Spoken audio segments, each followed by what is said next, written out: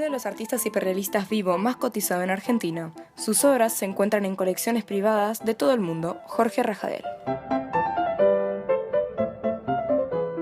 Jorge Rajadel nació en Rufino, provincia de Santa Fe, el 12 de mayo de 1952.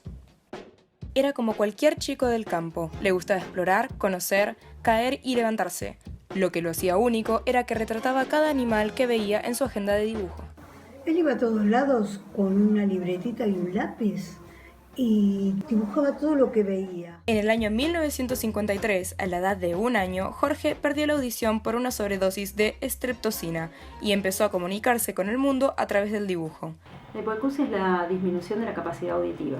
Es decir, las personas que tienen hipoacusia no reciben, igual que todo el resto, los sonidos del medio ambiente, la palabra y los ruidos.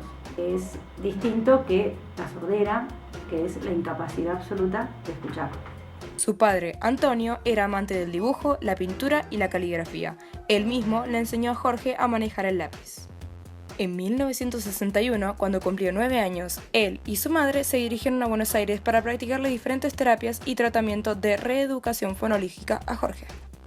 En Buenos Aires, Jorge empezó a sufrir un leve trastorno de depresión, porque los otros chicos se burlaban de él, pero esto no lo detendría. Las terapias le ocupaban solo los días de semana y los días libres se dedicaba a ir con su maestro Benito Quinquela Martín.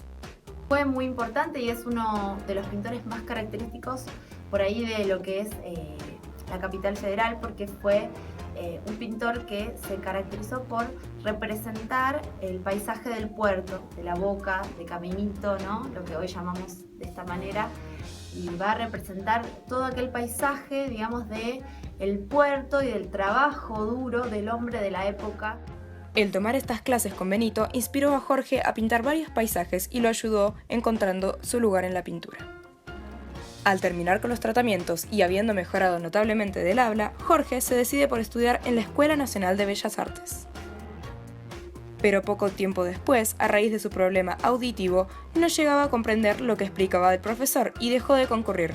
Esto le provocó una gran depresión a Jorge, el hecho de que su discapacidad no le permitía aprender como él le gustaría. Tiempo, Jorge logra salir de la depresión. No deja que su discapacidad le impida hacer lo que le gusta y se va a probar como ayudante de Delesio Antonio Berni.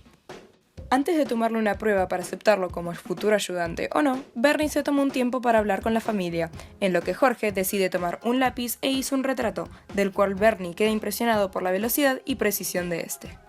Antonio Berni fue un pintor argentino, nacido en Rosario, uno de los principales artistas del periodo de la modernidad en nuestro país.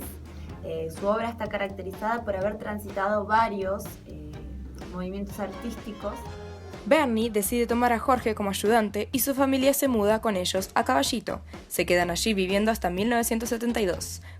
Y se queda allí hasta 1987, que es cuando vuelve a Buenos Aires para viajar por varias provincias haciendo retratos por encargo y cada tanto alguna que otra exposición en instituciones. También, a fines de este año, decide preparar su propia muestra de arte, con ayuda de su hermano, el cual lo acompañaría hasta el día de hoy. La exposición se realizó en el año 1988, en el Cine Premier de la calle Corrientes. Se trató de una retrospectiva de los cuadros que Rajadel pintaba mientras era ayudante de Berni, paisajes de campo y retratos hechos de óleos y óleos pastel. Tuve la suerte de poder ir a su primera muestra de arte.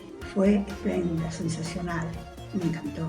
Las pinceladas se expresaba, se veía todo de él. Para esta época empezó a pintar sus tan conocidas obras de animales domésticos y salvajes, los cuales hace hasta el día de hoy.